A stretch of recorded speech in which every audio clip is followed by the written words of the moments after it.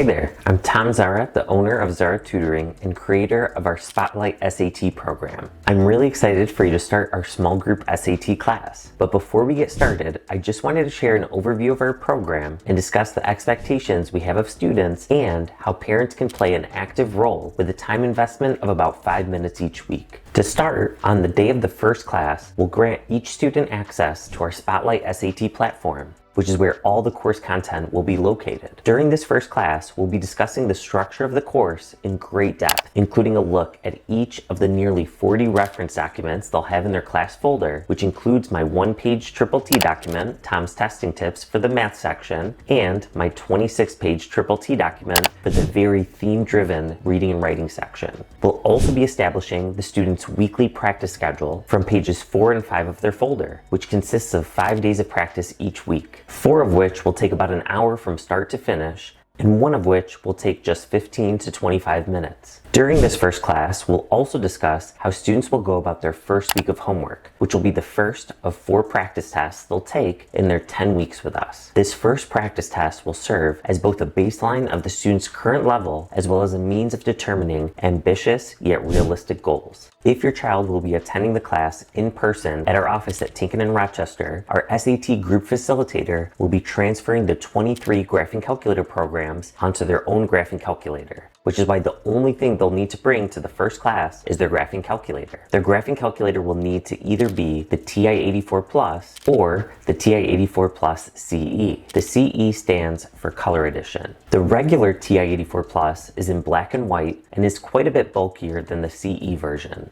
Since the TI-84 Plus is already $100 and the CE is about $15 more, to me it makes sense to make that bump in investment because of how much cleaner the interface is on the CE. You can purchase it on Amazon or at Office Max, Office Depot, Target, Walmart, and I'm sure at various other stores. If your child is attending via Zoom, we'll show them where on our Spotlight SAT platform they can watch my 4-minute video about how to easily transfer the programs on their own. Something to note, sometimes your child's math teacher will clear their calculator before a test. If and when that happens, you guys can revisit this particular module to transfer the programs back onto your own calculator. That's one of the many benefits of having lifetime access to our platform. Also, students can revisit any of these videos and resources if at any time they don't recall what to do during a particular day of their practice or they feel they need a refresher. During day 5 of their first week of practices, students will watch a 25-minute video in which I walk them through how and when to utilize every one of our 23 graphing calculator programs. It's very important that students follow along on their own graphing calculator to ensure they know how to use these programs so they can save time and avoid potential calculation errors on the exam.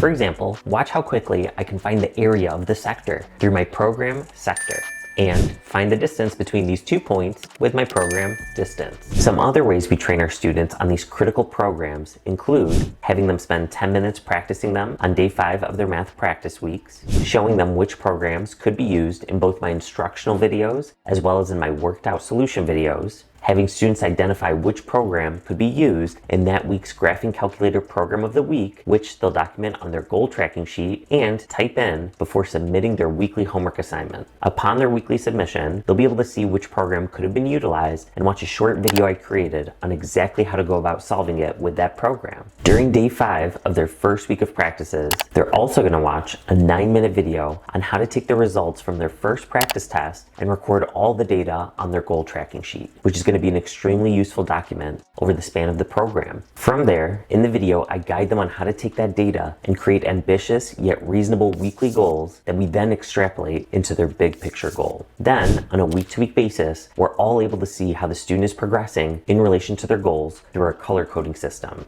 Green means they're right on track. Orange means they're almost there, basically within 1 to 2 questions of their weekly goal, or within 15 seconds of the time goal. And red means they still need work en route to their goal. That means they got 2 or more wrong than their goal, or they ran out of time and would have needed more than 15 seconds to finish. If a student is getting all greens on a particular week, that's an indication that if they were able to produce the same results on each section of the actual test, they should obtain their big picture goal. Now, keep in mind that students would have to be able to extend those single module practices to full sections of the test, which do require more focus and mental stamina. So why exactly do we have students write down their goals and track their progress? Well, for two reasons. One, through a study done by Gail Matthews, she was able to conclude that people are 42% more likely to achieve their goals simply by writing them down. That's incredible. And two, because of Pearson's law, which states when performance is measured, performance improves. When performance is measured and reported back, which students will do on a weekly basis, the rate of improvement accelerates. In order for students to apply the strategies they practice on a week-to-week basis in their single module practices to a more realistic testing scenario, we have students complete 3 more practice tests at key checkpoint weeks, which are weeks 4, 7, and 9. The big picture goal is obtained if and when the student performs at their full potential on both of the sections of the test on the day of the actual test. Although many students do end up meeting and even exceeding these big picture goals on the real test, it's important to be mindful of 2 things.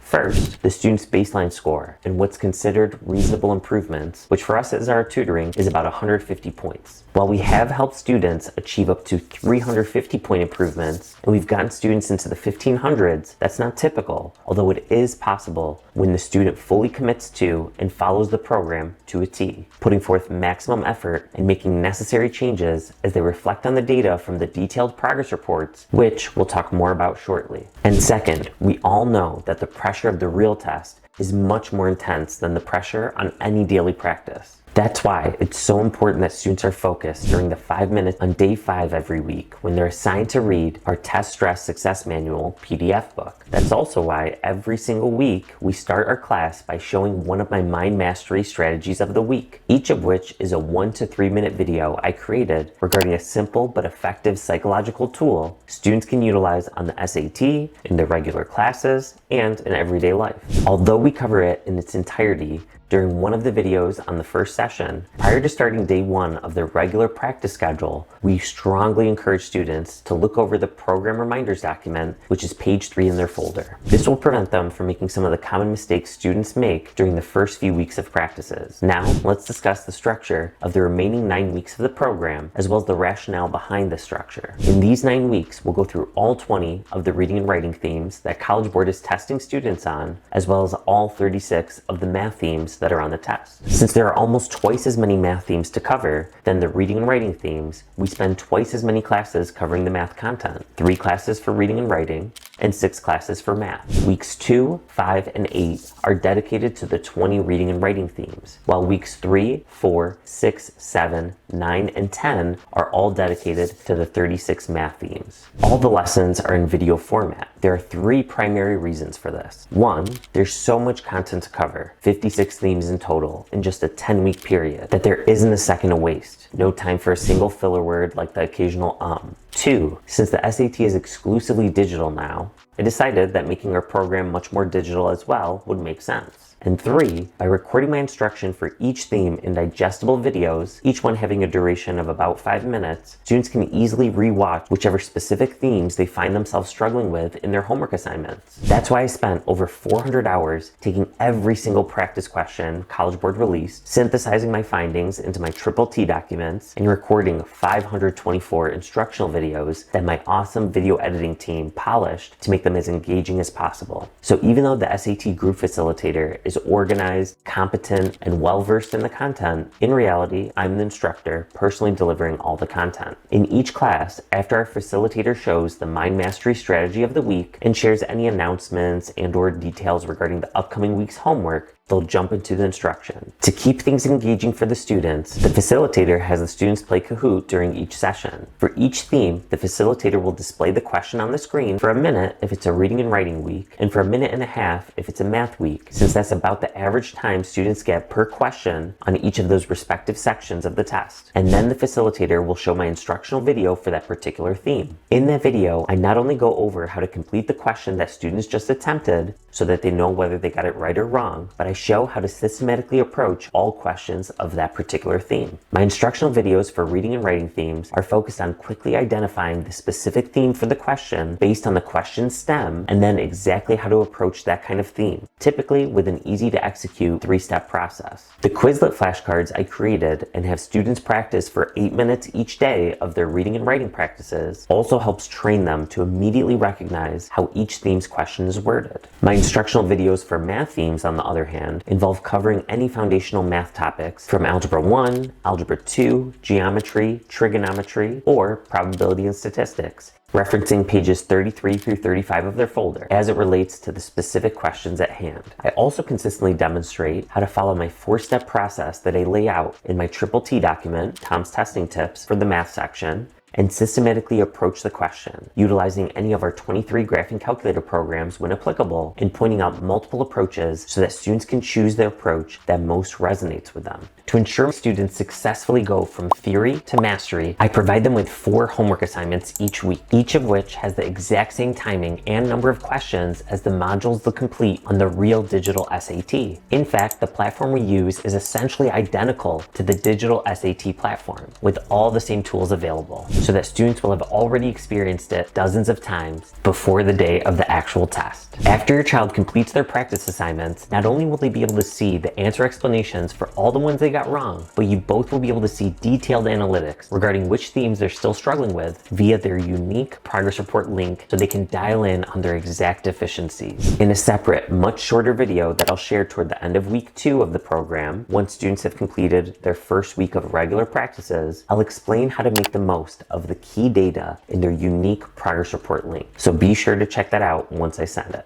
For all 462 math practice questions they'll complete over the span of the 10-week course, I've personally recorded step-by-step worked out solution videos showing exactly how I'd approach the question, as well as how to utilize any applicable graphing calculator programs. Students get lifetime access to our Spotlight SAT platform, even long after they've successfully completed our class, so they can go back to it anytime they're reviewing for another test date. A few final reminders. Anyone can choose to attend any class via Zoom through the link provided in the 24-hour reminder email that will go out each week. It's the same link every week, so feel free to save or bookmark it for easy access. We ask that all our Zoom students always keep their cameras on. If ever your child can't attend the session live, they can always watch the recorded session, which our facilitator will upload to the top of our Spotlight SAT platform within a few hours of the class ending. That way, students can watch the recorded session at their earliest convenience without missing a beat. That being said, we do recommend students watch the recording within 24 hours to ensure they can apply the strategies to that upcoming week's practices. With our classes being held on Thursdays, we'll consistently have students submit their weekly homework prior to midnight each Wednesday, the day before the next class. Their submission will simply consist of an image of the entire side of the current page of their goal tracking sheet. As we all know, we humans all need accountability. As such, each week we'll provide the parent and student an email to let you know whether or not we received the student's submission for that week. We highly recommend students stay on top of the 5 daily assignments each week, as well as the weekly submissions, because students' results will be directly correlated with their effort in following the program. I also highly encourage students to become their own guides throughout the process. As they become aware of the strategies and approaches, I want them to reflect on their performance and analyze the data as objectively as possible, making adjustments accordingly. As John Dewey once said, we do not learn from experience, we learn from reflecting on experience. That's why part of day 5 of their practice schedule involves taking 5 minutes to do just that on their goal tracking sheet in the section labeled My Reflections. We have students select a theme that they particularly struggled with that week based on the data from their unique progress report link, more to come on this at the end of week 2, and articulate a very specific lesson they learned regarding how they'll approach the theme differently. So that's our program. Thanks for your time and attention up to this point. I ask that you stick around for just a couple more minutes. Every Tuesday on our Zara Tutoring Facebook and Instagram page, as well as on former University of Michigan Senior Admissions Officer Ashley Taylor's rapidly growing College Planning for Parents of High School Students Facebook page, I post Testing Tip Tuesday. Let's close out our time together for a very applicable 2-minute throwback to one of my posts where I discuss one of the top 3 SAT prep mistakes I see from students so we can ensure your child doesn't fall into that trap. Today, we wrap up our 3-part series on common SAT prep mistakes. The last 2 weeks, we discussed test prep timing and the assumption that the SAT is the only option. Now let's explore practice timing. I've noticed that with our students in our SAT and ACT programs, even though the time commitment for students' daily practices is just 30 to 40 minutes per day, 5 days a week, students will skip days or even a whole week of practices because their school workload was heavy.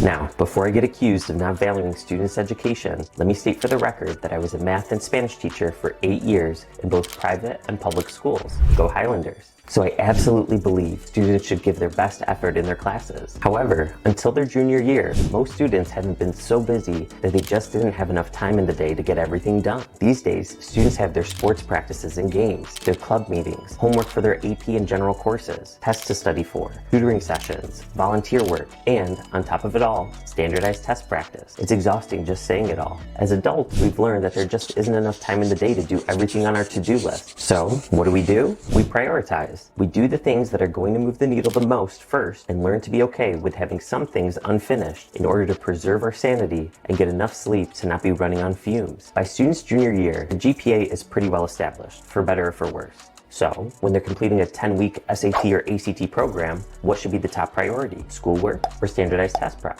Will doing their standardized test practice around midnight after they've completed all their homework for school produce quality test scores that will give them their best shot at not only admission into their desired university, but also scholarship so they don't spend the first several years of their career paying off their student loans? I doubt it. Or will 10 weeks of their course load taking a slight hit in order to prioritize standardized test prep make their GPA plummet? Again, I don't think so.